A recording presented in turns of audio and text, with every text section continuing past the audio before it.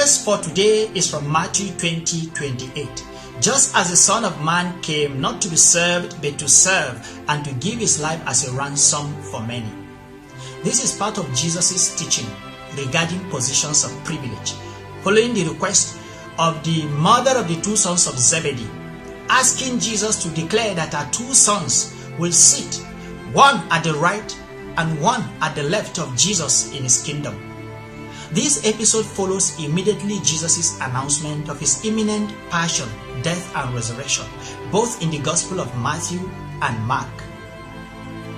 This announcement should have elicited a deep reflection and soberness, but alas, people whose eyes are on power have no concern over the plight of another, not even of their master.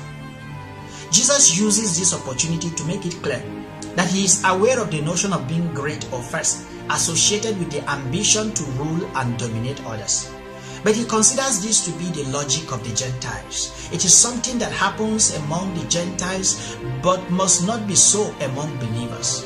Rather, the disciples' sense of greatness and of being first must come from the zeal to serve. He must be a servant, diakonos of others, and a slave, doulos of all.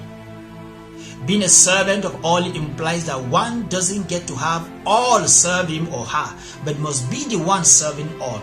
And being a slave of all implies considering one's will as the least important thing deserving attention, but the will of those we serve.